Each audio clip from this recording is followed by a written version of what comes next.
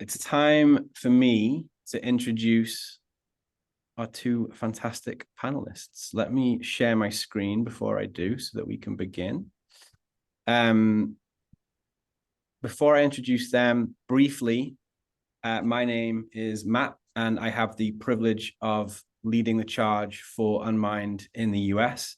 I've spent my life in health, benefits, and well-being for the best part of 2 decades now across 3 continents, and I'm incredibly passionate about building the right culture for unminders within our North American operations, and also paying forward what I've benefited from throughout my entire career of psychologically safe and mentally healthy cultures, which is what we at Unmind are committed to doing with our clients. I am also joined by, first up, we have Kathleen Pearson, who is the Global Chief Talent Officer at McDermott, Will and Emery. In her role, Kathleen oversees the strategies for all McDermott's people-related functions, including talent acquisition and management, employee relations, training and development, compensation and benefits. So not much, Kathleen. With more than 20 years of experience in human capital management, she has held leadership roles across the legal industry and specializes in building resilient, diverse teams that are empowered to adapt, innovate, and navigate any situation. And a fun fact, Kathleen recently completed the Big Bear Mountain Marathon. Thank you for being here, Kathleen. Thanks for having me, Matt. And joining Kathleen and myself is the main man himself, Jarrett Green. So Jarrett graduated from UC Berkeley School of Law and then practiced commercial litigation for 12 years, first at the international law firm Skadden Arps, and then at his own boutique litigation firm. He left the practice of law 9 years ago so he could live his passion of helping lawyers, legal professionals, executives, and other high stress individuals experience less stress, greater happiness, and emotional well-being, improved cognition and productivity, and enhanced overall success. Jarrett has a master's in psychology with an emphasis on neuroscience, positive psychology and cognitive behavioral psychology, as well as certifications in executive coaching, mindfulness, and stress management. The really cool thing about Jarrett and the experience he brings for us today is he works with nearly half of the AmLaw 100 firms and many Fortune 500 companies. He also teaches law school classes on well-being and performance optimization at USC Law School and UC Irvine Law School. I know from firsthand experience that Jarrett blends science, humor, so much humor, storytelling, and easy to apply techniques to maximally impact audiences. And whenever I speak with Jarrett, I always like to reference a quote from Jarrett and his wonderful partner, Rebecca's website, NKB Consulting. Check it out on the link in the chat as he posts it for us. So Jarrett, on that site, you say that our life is dedicated to making the legal industry and the countless individuals in it and affected by it healthier, happier, and better. And I just think that's fantastic. Jarrett, thank you for joining us today. Thank you so much, Matt. Excited to be here. Wonderful. Okay. So my guess, if you're joining this webinar, is that most of you are aware of our State of Wellbeing in Law study from this year. If you're not, click on the link that Izzy is putting in the chat right now and get it downloaded and add it to your reading list. The study itself, we ran it between March and May of 2023, and close to 4,000 attorneys and professionals from 6 of the largest law firms in the US completed our Unmind Insights product. And this is essentially an assessment of well-being, workplace culture, and performance. There are 8 key dimensions that you see on the screen now, from firm support, senior leadership support, supervisor support, mental health maturity, psychological safety, social well-being, fulfillment at work, and stress. And they're all captured across 24 items, each scored on a 5-point scale. What we also did is collected data on workplace performance and the impact mental health culture of a firm has on it. So think presenteeism, absenteeism, and attrition. Now, definitions of everything I've just talked about can be found in the report if you want to dig a little bit deeper. Importantly, our goals from this study were to examine organizational determinants of well-being and assess a relationship between those performance metrics that we mentioned before. It was to create a robust legal benchmark and compare state of well-being in law to the wider population norms. to understand the financial impact of poor mental health to firms, examine the impact of roles across the different variety of roles that exist within law firms, and also to help those contributing firms establish themselves as thought leaders, allowing them to effectively report on mental health and well-being and address the well-being challenges that they have. Now, if you think this is something that you would love to work with and understand for your firm, keep following along, and we've got an opportunity for people to join at the end of this webinar where you can contribute to the 2024 study. Now, the results that we came across within the report are based on the analysis using our general population and preliminary legal benchmark data. It's likely no surprise to you that some of these results were pretty alarming. And we all know that legal industry is a very high performance and very high stress industry. Some of those that came to the fore that kind of struck us were 1 in 2 employees have taken at least 1 day off for mental health reasons in the past 12 months. The average lost spend on an employee per year due to mental health difficulties is $14,216. The frightening fact here is that doesn't even take into account the lost billable hours that individual may have been producing. So the firm cost is likely a lot higher. Sadly, 35% felt that their firm isn't committed to supporting their mental health. And I thought this was a really interesting one, that there is 4.3 times higher attrition for employees with a low sense of fulfillment at work compared to those that score high in fulfillment. And we often forget that people get into law to follow a passion, that they are on a mission and they see it as their purpose. So it's all the more reason that firms should strive to support their well-being so people can find fulfillment and live up to that in what they do. A spoiler alert for those yet to read the study, but these are the key findings that came to the fore, and we'll be discussing these in more detail shortly. So stress is a major challenge, counterbalanced by fulfillment, as I mentioned earlier. Associates are the most at-risk population of slipping into poor mental health. Senior leadership was the lowest scoring theme, driving the biggest negative business impact. And the cost of poor mental health is significant within the legal industry. That's the overview done. 10 minutes. I said to myself, I'll stick to 10 minutes. Now we can hear from the 2 experts on the call. Let's get stuck into 4 key areas and a discussion. So exploring workplace drivers of mental health in law.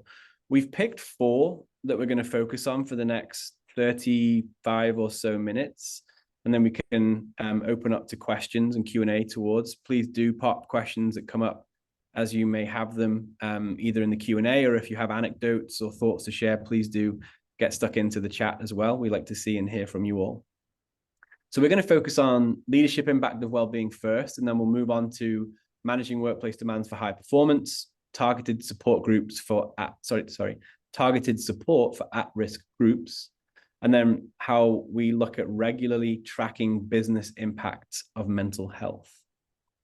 So starting with leadership impact, our study found that employees who report low senior leadership support are over 3 times more likely to be absent from work because of mental health. We also found that 53% of employees who report low senior leadership support say work negatively impacts their mental health. And that's compared to only 4% who feel supported. So what this data is telling us is that it is clear that effective leadership can lower work stress and reduce the incidence of poor mental health at work. Kathleen, I'm going to come to you first, if I may. You truly are a leader that talks the talk and walks the walk when it comes to mental health and well-being. What do you think of these findings, and what are some examples of effective leadership that you've seen? Yeah, I mean, I think, sadly, I think these findings are spot on, right? I think that there is a direct relationship and correlation with mental health and well-being, and breaking down the stigma of being able to talk about that, and poor leadership. So if you have a leader that does not reflect the values that you're putting out for mental health and well-being and taking care of yourself, then you're going to, create an environment that's not psychologically safe for people to raise their hands. These are highly charged kind of issues that people deal with, and it leads to isolation, it leads to imposter syndrome and all the things that we know about. And the more leaders can be vulnerable and talk about their own challenges, the more they can, lead with empathy and say that it's okay to raise your hand and tap out, and do that themselves sometimes too. If our employees and our associates and our partners see senior leadership taking time out for themselves, then that kind of modeled behavior then trickles down throughout the organization. So the more leadership can really, again, lead with vulnerability themselves and make it a safe place for other people to actually, follow suit, the better. The problem with some of this is we're also dealing with some generational issues here too. So oftentimes senior leadership, there's a disconnect between the idea of vulnerability and or the notion that it is part of the employer's responsibility now to think about the holistic person. And so you've got to sort of work on some of that generational gap as well. Jared, I'd be interested to see if you agree with that statement. I just sort of threw that one in. I completely agree of the generational impact. And obviously most senior leaders by their very nature are senior. So there's a generational piece there. But one thing that I've noticed that senior leaders, no matter how senior they are, no matter how gray their hair is, something they hold in common with any leader who's maybe more progressive or younger is they all like to maximize profits. So there's understanding that naturally on their own, they're not going to just start to be vulnerable unsolicited.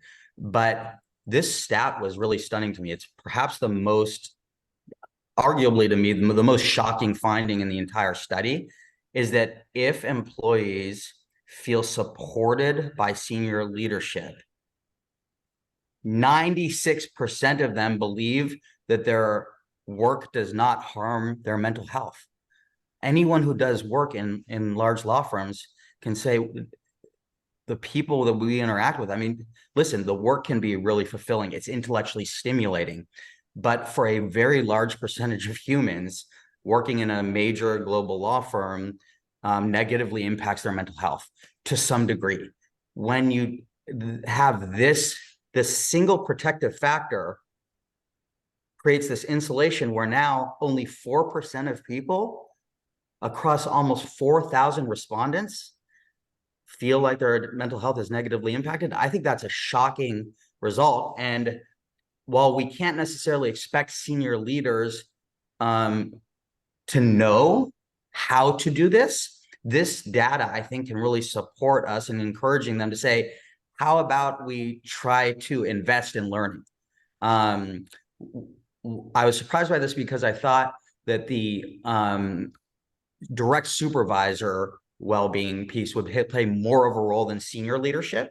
And this is showing that senior leadership, at least among these 6 firms, was the most important factor. Yet, Kathleen, you tell me if this is your experience, and Matt as well, that there's probably the least amount of money that law firms spend on well-being and mental health is directed to training and educating the very senior leadership about how to effectively communicate and convey and create a sense of support. So we have a huge gap here where the number one protective factor that leads to positive mental health effects is probably the smallest spend for law firms. And I think that's fascinating and therefore a great opportunity for improvement.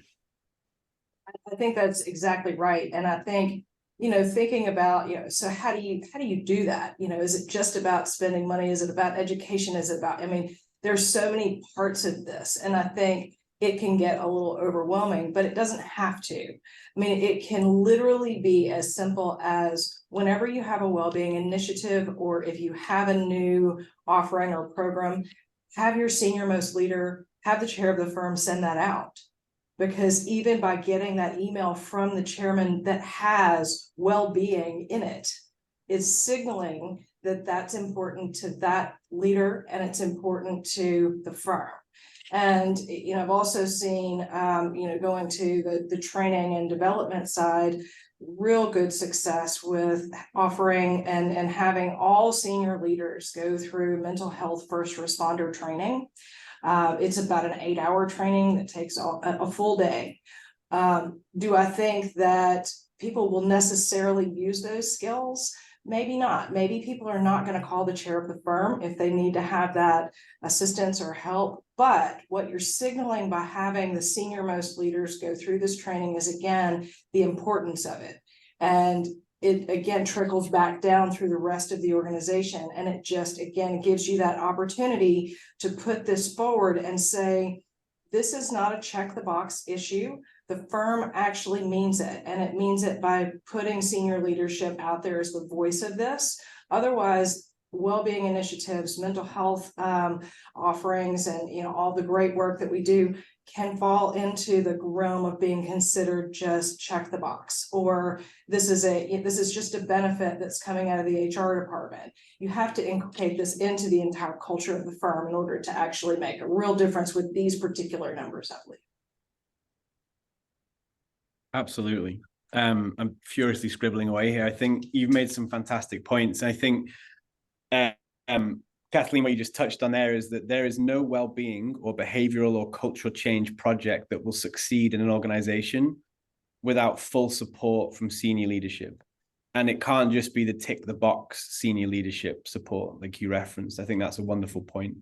I just want to repeat a couple of things that I think are really important for the audience to hear there. Kathleen, you talked about modeling behavior and how do we overcome the generational challenges that we may see, that there are going to be folks that are operating with outdated methods, perhaps. And, there are, you hear the horror stories of, well, I went through 3 divorces to get to the point where I am, so everyone else should do that. And we're just not generationally at that point of our existence now. And those that are entering law definitely don't think like that. And those that are entering law are looking for people to support their well-being. I thought that, Jarrett, you said something really interesting in framing it for me there, that what this study found is that the leading indicator of poor mental health is lack of feeling of senior leadership support, yet it is probably the lowest spend within an organization. So when you think about low-hanging fruit, it feels like that could be somewhere where you can incrementally increase the spend or focus on that for a massive positive impact on the well-being of a firm. And Kathleen, as you said, it doesn't have to cost a lot. Every time you send something out about well-being, ensure that there is a senior leader communicating that. Ensure that there is opportunities for senior leaders to be vulnerable and to model the right behaviors in talking to their people. And then I think learning and development, right? Bring the level of expertise that's needed to help educate senior leaders, be that training, be that virtual, whatever it may be, because it signals importance. And I think even if someone's not going to call the chair for advice, I think if the chair of a firm has gone through a level of mental health training, it's going to impact how they behave and maybe how they think about things in certain ways. Can I just jump in on that? A perfect example of that, and he's given me permission to speak publicly about this, is Bradley Wine at Morrison and Foerster, who is, until very recently, who is the global chair of the litigation department.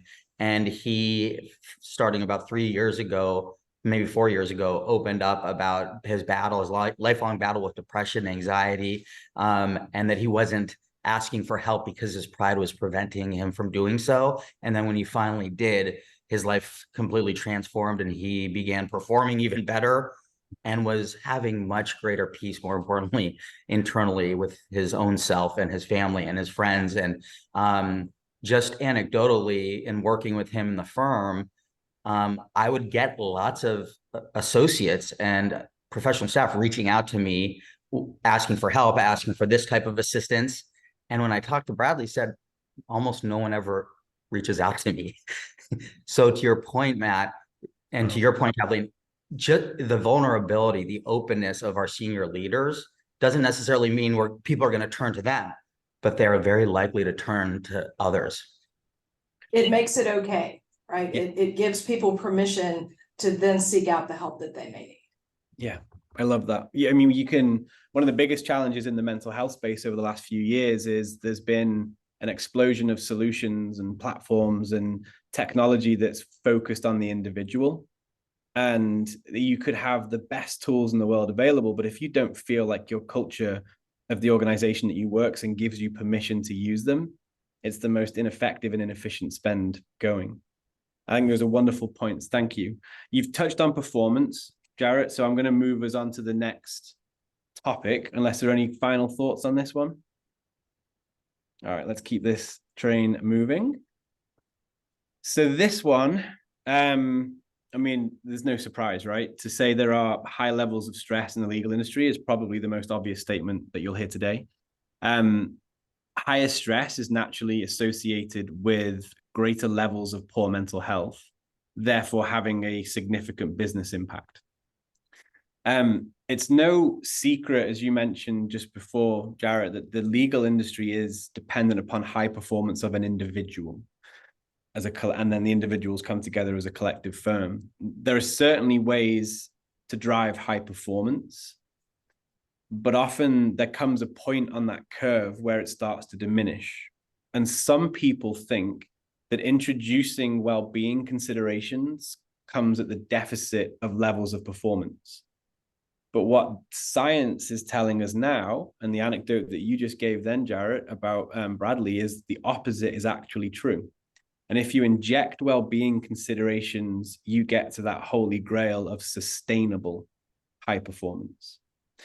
And the two data points that struck me on this page were, first off, that 26% of stressed employees reported that they were considering quitting to take care of their mental health. And that increased to 50% for those with levels high of the highest levels of stress. I think that's so incredibly sad. And it's only accentuated by that nearly 1 in 5 employees say they often don't have the energy to pursue what's important to them at the weekend or at the end of the working week. And again, in an industry where some people are following their passion, that's a really, really heartbreaking statistic. So, Jarrett, as someone that consults on peak performance, what's your perspective on this particular element, and how can both individuals support themselves, but firms do more to support sustainable high performance? Yeah, I think, like you said, the science is very conclusive. It's very, very simple neuroscience that when we're regulating our own brain, our own emotions, when we're not experiencing amygdala hijack, we optimize, the prefrontal cortex and higher brain regions and deactivate lower level survival thinking that's responsible for a lot of our mistakes, underperformance, misjudgments, poor micro decisions, bad time allocation decisions, time management issues, pretty much everything. So it's pretty simple in terms of and non-controversial for anyone, who's exposed to even basic levels of science, that when we improve our well-being, we improve our cognitive performance. So then it becomes a question of how do we get folks who are a little unaware of the science or resistant to implementing the science. I think one very simple way, an effective way, is framing well-being programs in connection with performance, in connection with optimization, in connection with incorporating feedback more effectively, in connection with time management, optimization, project management, enhancement, using the languaging of performance and tying in overt and specific examples, I think is important. I'm a huge, obviously, I believe that well-being, mental health, just for the sake of it, deserves complete and total deference and all that. But I think just we're going to get more of that senior leadership buy-in, more of the direct supervisor buy-in, and I think people will feel a greater sense of permission to attend when it's tied in. So just making it overt, I think, we know about kind of the culture of repeating information over and over again, even if it's false information. When it's repeated enough times, it starts to stick and people start to believe it. Well, in this case, it's actually scientifically, objectively true, but we're battling decades and decades of the profession believing an illusion that emotional well-being or mental health is in contrast or in tension with cognitive performance. So they're kind of undoing that. I think it's just continually all the people. I see so many amazing well-being folks and champions on the session today. They're all doing this. the more of us that keep talking about the science, that keep talking about what you're mentioning, Matt, over time, I think, it's going to start to sink into the industry a little bit more, but it's kind of like just chipping away. Yeah. I love that. It's not good. It's going to take time. It doesn't happen overnight. And it reminds me of something you've always said to me, is that it's astonishing that an industry that's built upon the concept of evidence doesn't leverage the evidence of connection between well-being and performance in the way that it should do right now. And that's certainly changing. There are, as you mentioned, a number of people on this webinar today that are following that, and some fantastic firms. Thank you, Jarrett. Kathleen, anything that you'd like to add from your perspective, perhaps that of McDermott? I think one of the things that's really hard about this as well is this is really where the rubber meets the road, and where we have that uphill battle with associates sort of saying, okay, the firm says that they want to sort of have well-being programs and that they care about my well-being. However, the message that they hear over and over again that's the loudest is productivity and utilization. And how do you marry those and make sure that it's not a disingenuous message and it doesn't sound like lip service? What we've done here at McDermott, I believe if we're not the only firm, we are one of the only firms that actually offers 25 hours of billable credit for mindfulness and well-being. And when you look at what that means for timing, that's literally 10 minutes a day, 3 days a week for a year. So it's not a lot of time. But when you think about it in a really kind of small way like that, you are again opening up the permission, and you're defining it in a way that becomes a little bit more manageable and understandable for senior leaders. And 25 hours doesn't sound like a ton of time, but again, that is a block of time that gives people the energy and space to attend a webinar, to maybe go for a mindfulness class, maybe do some meditation each day or something like that. And it gives them just that a little bit amount of time to think about something else. And we're not talking about, Jared, you're the expert on the science on this, but we're not really talking about needing to reset and taking weeks and lots of time. A very small incremental amount of time of taking your foot off the gas for just a minute has an incredible impact. And so the more we can kind of message those and put processes in place, the more people will start to take advantage of it. But you have to sort of make it something that's tangible and that they understand what it is, because people can sort of jump to their own conclusions that when we say mindfulness, we mean, no one's going to work again, or we're going to only, we're not going to be a high performing culture. Actually, what we're trying to do is what I think you said at the beginning, Jared, is create a space where we can be even more high performing, because we're taking some of that pressure off of the brains of, our high performers and the expectations that we have for them. I love it. I think what you've wonderfully articulated there is double down on the point that Jarrett made about how can firms rethink how they approach well-being and frame it in a way that is relevant to the individual, but then also senior leadership. So you mentioned framing well-being with performance and using the right language so that there's a connectivity between the two. And you use two words there, Kathleen: productivity and utilization, which are probably the two words that the practicing attorneys hear all the time, right?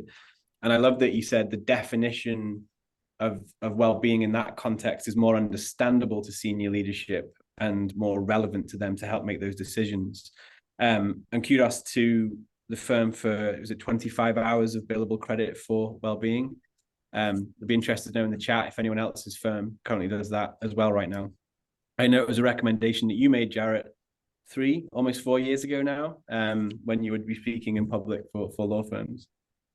A couple of other things. So that framing piece I thought was a really good tangible tip, and I think it's definitely a great way to think about things. The other things that you mentioned, I would say, this isn't going to happen overnight, and well-being professionals and firms need to be kind to themselves that we're trying to overcome decades and decades of thinking in a certain way. to hopefully have decades and decades of thinking in a different way going forward for the betterment of the industry. And that will help improve systemic and structural changes throughout. And then, Jarrett, I loved your neuroscience references. I am not going to begin to try and repeat what you said about prefrontal cortex and amygdala, that one. But I think, you know, any links that we might send afterwards that relate to that. I know I, for one, love small snippets like that in terms of helping me think about how important a 10-minute pause can be in the day from a neuroscience perspective to reset how you feel and how you think, etc. So we'll dig up some links to that. And I think there may even be a book that you authored that references some of that, Jarrett. So we can put the link to that in the chat as well. Wonderful. Any kind of final thoughts on this topic before I move on to the next one? Okay. I can see some questions coming in throughout. Thank you, Deborah. Thank you, Laurie Ann. And then I think there's a few in the Q&A. I'm going to hold fire on asking them just for a second, and we'll get through, and then we'll come back to a more fuller Q&A in a little while. But thank you for keeping to tracking them. Okay. So the next one is about targeted support for at-risk groups. So our study found that associates are at the greatest risk of slipping toward poor mental health, and that's compared to other roles within firms as well as the general population. And one thing that came through is that they seem to feel less supported by leadership as compared to, say, partners. Jarrett, as a previously practicing litigator and somebody who now consults with the majority of AmLaw 100, what have you seen to be effective when it comes to targeting specific groups? Are there any anecdotes that you'd like to share? Sure, yeah. And I think this goes to Kathleen's point that if we have more structures and systems in place that allow associates to take advantage of the programs or the offerings, then you're going to have much more effect. But I think that the problem is the associates are feeling so much of a crunch because they're actually, I'd say in my experience, what I see across the AmLaw 200 is, again, talking from a spend perspective, the vast majority of well-being spend is directed to associates, less to partners, certainly less to senior leadership, and less to professional staff. Probably, you know, a very minimal amount. And that's a whole other problem that we can talk about. But associates are, you know, given the most programs, the most offerings. So I think this is a stat that really shows that they don't feel psychologically safe taking advantage of that, those offerings, and or that the systems and structures are just kind of creating a barrier to actual implementation, and or we have to start changing the offerings. But this is kind of showing that a good amount of the money we're spending, that firms are spending, which is going in a particular direction, it's not necessarily having a huge effect. So that's an interesting thing. That is. And I think it begs the question, if the associates are receiving the most attention already, then kind of assessing the effectiveness of those programs is key.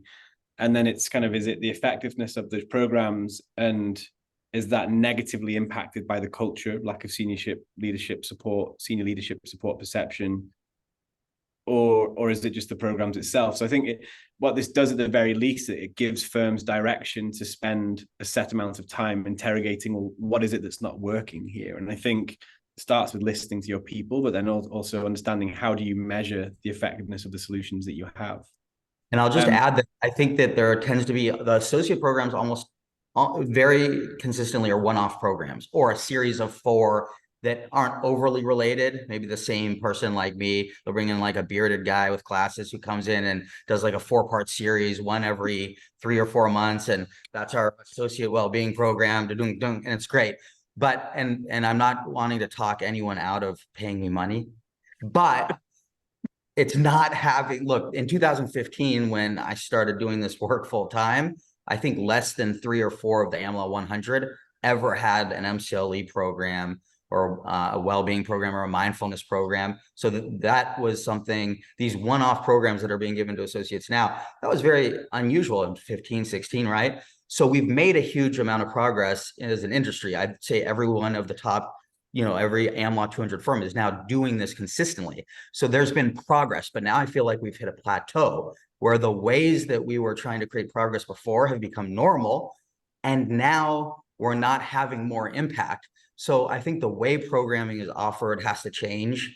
Instead of one-off programs, I think the next phase is to start offering more integrated, continuous programs, like working with an entire team at a firm.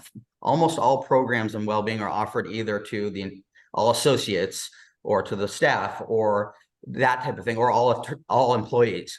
But what about the IP team and having the 25 people on that team having a 5-month program where they're meeting once a month as a group with continuity, specifically talking about IP related issues, things that have come up in their actual matters, and then working through the science, working through implementation, accountability, coming back here, because it's a smaller team now, the more senior partners in IP are attending. They're not just going to attend some random thing that's sent out for every lawyer, no chance. But if it's an IP specific program, right? So that type of thing that we're seeing in corporate America, for example, right? Across corporate America, we're seeing these types of programs. It's very routine. We're seeing even in law departments in corporate America, this type of thing is very routine, where you take subsets that really work together and you work with that group in a continuous way that creates continuous touches back and forth. So far, law firms are virtually not doing that. That to me is a perfect example of shifting some of the resources and getting into deeper, more continuous programming. I think that will start to change some of these numbers. And also leadership, of course. I think we're just starting in the last couple of years, firms are starting to invest more money in just training on communication, oversight, all of that stuff. They're spending more money to try to protect well-being, but it's not that much. We have a long way to go because we're throwing people into partnership roles, understandably, based on them just being amazing individual performers for 8 to 10 years, and they're awesome rock stars, or maybe they have a big book of business, and not even 1% of the assessment of whether or not they qualify for partnership is based on their ability to motivate, to manage, to lead, to communicate when people underperform, to understand how to respond when people are really anxious and it's impairing their performance, right? So we can't expect them to mystically develop these core skills without training them. So I think those are two ways that these numbers, if we start kind of investing in that more effectively or diverting some of the resources, I think this type of number can start to improve. Those are fantastic points and well made. I'm going to summarize a couple of those key ones after. Kathleen, do you have anything that you would like to add to that? Yeah, and I think, all of this is such a great discussion, and the way I approach this and look at this particular statistic and slide is we all need to do a better job of taking a step back and knowing our population and really, really asking hard questions and doing some internal, polling. And, we have, for example, a quarterly happiness survey that is at every level. We survey the happiness score, and it has various ranking or the areas that we poll on and we ask about, but really start to look at what you're hearing from those cohorts of people. Jarrett, you're right. It's wonderful to see the evolution that we're starting to see more programming come into firms, but firms can't just think that if I offer a seminar, if I do one programming and a one-off, I've now checked the box and somehow these numbers are going to change. You have to really look at overall where your pain points are with your cohorts and meet them where they are. Don't just assume that, I now see that my associates are stressed, so I'm going to have a seminar on stress management and somehow that's going to fix it. You have to really look at the why behind, the root cause behind these issues on a very group specific level to start to move the needle and make a change. And having a real focus in, it's not just having programming for programming's sake, but what you're actually trying to accomplish. What's the goal there and where are you going to move that needle? And I think that's where you get to what you were talking about, Jarrett, of having, let's put a 5-6 month program in place where we're very targeted on understanding this group of individuals, understanding the stressors in this particular group and how we can solve it. And again, that's not just for associates. You may find when you start to navel gaze a little bit within firms that it is in the staff, or it is in this particular area. And all of these firms are only as strong as our weakest link. And to use that kind of overly used analogy, but it's true. And if we have stress in one particular area, it can actually spread out and bleed into other areas. So again, I think knowing your population, polling it routinely, looking at engagement surveys, and really getting ahead of some of these and making sure that your firm's message is not, you're not saying one thing over here and a completely different expectation over here. And that goes back to well-being is important, but productivity and utilization is the most important. Those two can coexist, but you have to understand how that message needs to come across in order for people to not feel like, well, I really would like to attend this, but I literally am tied to my desk because I have to enter my hours. So there is no way that I can go to a programming in the first place. So you have to find ways to give people the space to do that. I love it. Fantastic points. I think that there's a question actually that's come in that relates to that last point, Kathleen, that I will ask you shortly.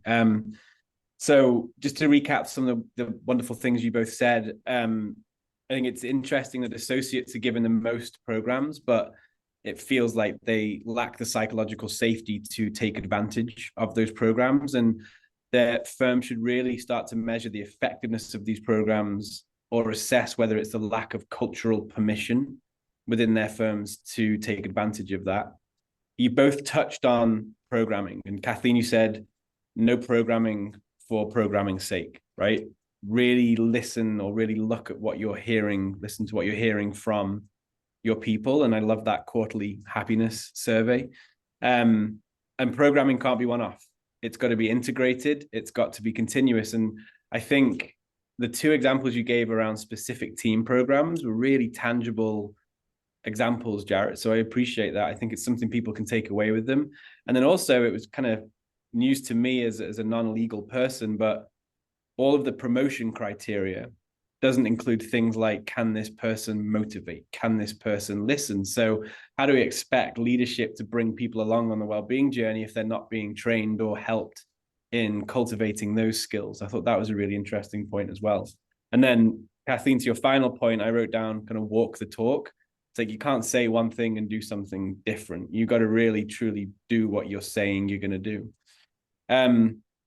Wonderful. All right. I'm going to bring us home with the final one, which may be a little bit shorter. Then we've got some wonderful questions that we will try our best to get to live. And if we don't, we can follow up with information afterwards. The last one is, I guess, if those of you that have followed Unmind for some time now, you won't be surprised to hear me say that you cannot manage what you don't measure. I think for those in the legal profession, like you two who are passionate about this space, and by this space, I mean well-being, you'll often come up against barriers where the most senior of senior leaders are asking you, why should I care? What does it matter? Just green juice and breathing. Why would I matter? Maybe a bit of yoga here and there. Apart from probably wanting to throttle them as being the first reaction, the second reaction is, well, it's a good point. How do I prove to you that we should care? Jarrett, you said before, like, you believe it's just the right thing to do. I think that 98% of all humans would believe that as well. But we also have to operate within business parameters and budgets and X, Y, Z. So I do think that we are starting to surface information that shows those leaders why they should care. So if you take this graph, for example, what I take from this is that if I'm a firm that is not focusing on the well-being of my people, I'm going to see higher levels of attrition than my competition. And I'm therefore going to be spending more money on hiring. I'm also going to see higher levels of absenteeism than my competition. And I'm going to be billing less hours as a result. And all of a sudden, this data is demonstrating the lack of well-being is harming your top and bottom line in terms of what you're spending money on or the opportunity cost of what you could be billing. So open to either of you to take the mic on this one, but what have you seen in recent years when it comes to reporting on these kind of metrics and the impact that that has had? You're spot on. I mean, I think, again, you have to measure this and you have to be able to report out the dollars and cents. I mean, I think, we're on this call and we're, do this work because we're passionate about it and want to help people. And I agree with Jared, it's just the right thing to do. But we're in a numbers-based environment, and people want to understand the implications of this and the ramifications, on the bottom line, right? And I think this study shows that, and I think it puts sobering statistics to an already sobering problem, right? And one thing that I can honestly point to at previous firms that I've seen this work is when you put an emphasis on well-being, and I define that broadly: physical, mental, fiscal. There's lots of ways to sort of define well-being. I've literally seen the impacts that it can have in a 5-year span on say your benefits program, your medical health spend. I've seen it absolutely make a direct correlative impact on keeping those costs down, because you have a you have literally a well population. And when that means, the firms are paying less in premiums, the employees are paying less in premiums, we're catching, health issues before they become larger scale catastrophic health issues, or we stop them from happening in the first place. We're seeing dramatic changes when you have that focus. And I can absolutely point to, the putting programs in place, and it takes time. This type of ROI does not happen overnight, but within a 5-year span, I've seen it happen. And I've seen that the only thing that you can point to is that we put an emphasis, we put money towards it, and we put leadership challenges around holding up the well-being program, and we had very positive results. So, again, that's just another tangible benefit to, not just the bottom line and easy to measure, productivity line, but actually some of these other very high cost drivers that we have for our expenses. Thank you. Wonderful example. Jarrett. Yeah, and the example you gave too, Kathleen, about the quarterly tracking of, the happiness survey. I just can't tell you how happy that makes me, because I think it's probably one of the only firms that does it that regularly. I've even had pushback from firms when I say, let's put out an engagement, well-being performance type survey. They say, well, last year we did a survey on a related topic. It was DEI, and we don't want to over survey them. People have survey fatigue. So wow, what a beautiful example of once a quarter, and unsurprisingly, MWE is always, in the top. I don't know exactly where they are, 1 or 2 every year in well-being and culture, and from the actual reporting of the employees. So that's a beautiful example of how measuring not only leads to information and data that the firm can then take to incorporate into more effective programming and better workplace environment, but also it actually just the measuring itself, and there's all this research out there, just measuring itself shows the employees that senior management, senior leadership cares. They're checking in regularly, then giving updates of how we took that data and what we're doing as a result of it. That's a beautiful example, actually, of the big number we talked about at the beginning. So I'll share a thought on that measurement. And then also another place that I really recommend that firms measure is, and very few firms effectively do this, is in the exit interviews. To me, the associate exit interview is the holy grail. It's like the well-being soil that we can have so much robust, beautiful flowers blossom out of, and no one's looking at it. We ask questions. Well, almost every firm asks and has some questionnaires on exit interviews.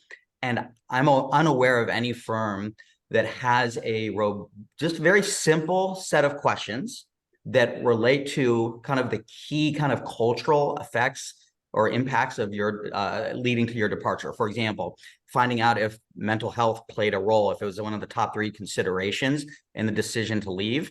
And if we did that, or ask kind of what other reasons. But sometimes it's just going in-house. People want to go in-house. Sometimes there's a higher paying firm or a firm that gives higher market, above market bonuses, right? So there's reasons. But say a firm has 600 associates.